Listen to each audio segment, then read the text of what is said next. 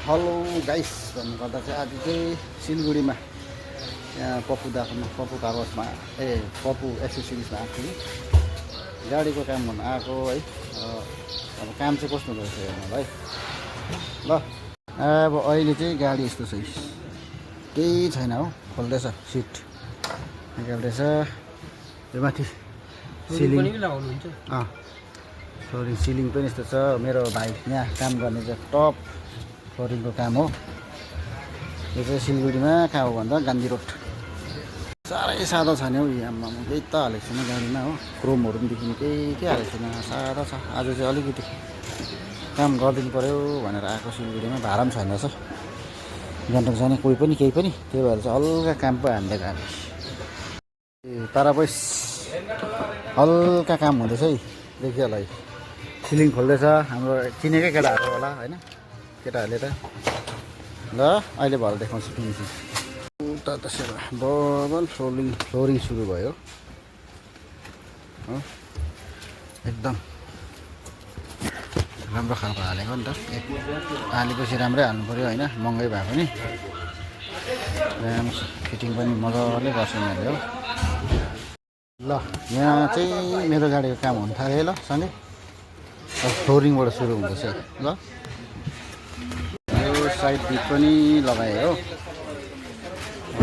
अब यतापट्टि छ हो, अहिले लाउँदैछ। रेडी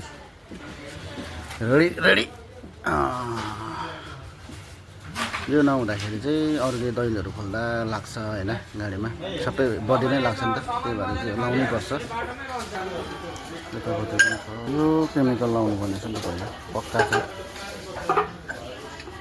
अच्छा से मारो हाँ, ये नहीं लगाने से क्या होता है ना, धूप में फिर ये निकल जाता है ना।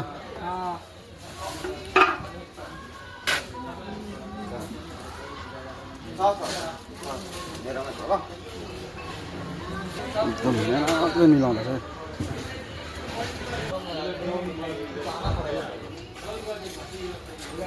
पक्का भयो। अब भयो क्रोमको सेट, यो क्रोमको सेट हो, यो छ।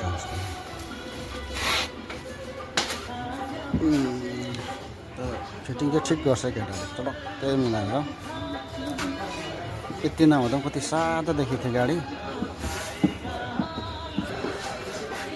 ल अरू चाहिँ अब एकैचोटि भएर सबै फिनिसिङ देखाउँछु है। यो म्याच चाहिँ मेरो अस्ति रेसीमा पेलेमा आउँदाखेरि रेसीमा चाहिँ कुकुरले चुटाइदिएको हो, काटेर अब यो अर्को म्याट हाल्नु पऱ्यो। ल यो चाहिँ भन्नुपर्दा सिलिङ हल्का गरेर लिएको छ ल, यस्तो पाराले। अब यसको फिनिसिङ चाहिँ अहिलेखेरि बबाल देखाउँछ ल। यो कलरमा चाहिँ म अलिक कन्फ्युज भयो। अब यो पनि यसो हेऱ्यो, नट ब्याड, दामी छ होइन। ब्ल्याक त म लाउँदिनँ, र यो पनि ओरेन्ज र ब्ल्याक पनि राम्रै छ है। कुन चाहिँ लाउनु गाइस। अब लाउनु पर्दा चाहिँ यही हालौँ, यो ठिक लाग्यो, अब यही लाउँछु है। ल त मेरो सिलिङको काम पनि हुनु थाल्यो होइन, सिलिङको काम गर्नु।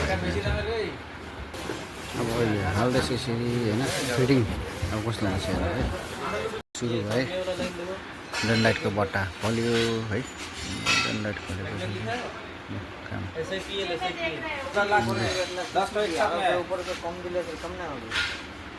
अब सुरु भयो। जे होस् तर काम चाहिँ यिनीहरूले यस्तो मजाले गर्छ कि, अरूले पनि यसो गर्नु चाहन्छ भने चाहिँ आउनु होला। गान्धीनगर सिलगढी चम्पासरी यतापट्टि गान्धीनगर पप्पु एसेसरिज, दामी छ काम गर्ने जग्गा, दामी गर्छ काम पनि, एकदम पक्का काम। यो चाहिँ डल्लै गरेको के हो भन्दाखेरि चाहिँ डेनलाइट है, सबैलाई डेनलाइट टाल्ने हो। यो दुईपट्टि लाउनु पर्ने छ डेनलाइट। गाडी चाहिँ डल्लै डेनलाइट गनाउँछ आज एक दिन चाहिँ। अब चाहिँ तपाईँ पनि है किन्नुमा चाहिँ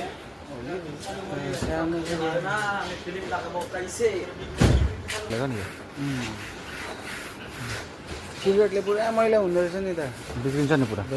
यसरी तान्नुपर्छ। पर बसेरै मेरो हुँदैछ सिलिङ काम ल अलिकति खानु नि त टोकेर चुट्टाको म्याट चाहिँ लगायो कि अब यो मिलाएको छैन फिनिसिङ उता कस्तो हाल्नु पऱ्यो नि रातो छ होइन त्यस्तै अब यहाँ हाल्नुपर्छ मिलाएको पनि छैन हाली मात्रै राखेर अब काटेर मिलाउनुपर्छ ल त फ्लोरिङ के मजाको भयो सिट फिट गर्नु थाल्यो हो अब अलिक अँधेरो भएर देखाउनु सकेन फ्लोरिङ सुलिङ सबै भयो बर्खा लाग्यो फ्लोरिङ गरेको थिएन हो त्यही भएर चाहिँ अब गरिदिइहालेको फ्लोरिङ ल त गाडीको काम पनि सकेको छैन पानी चाहिँ सिलिङमा चाहिँ यो खालको पऱ्यो अब के भन्नु र बगालै पऱ्यो हो पानी डेन्जर हो डेन्जर हेर त अगाबाट खनाएको पर्दैछ काम चाहिँ लगभग सक्यो 2 बजे उहाँ दाजु झन् मभन्दा पनि आज छिटो आएको अरे 12 बजी आएको अरे अहिलेसम्म सकेको छैन रहेछ हो एउटा स्टोरको छ अन्त यहाँबाट एउटा र मेरो चाहिँ यहाँ बबाल बनायो केटाहरूले हो अब यो सिलिङ हेर्नु भने सडक चाहिँ भयो यस्तो पाराले हो छ यस्तो अहिले त अँधेरोले केही देखेन तर पनि दामी हाल्दैछु ल टक्कै सिलिङ हालेको छु फ्लोरिङ गरेको छु नि हो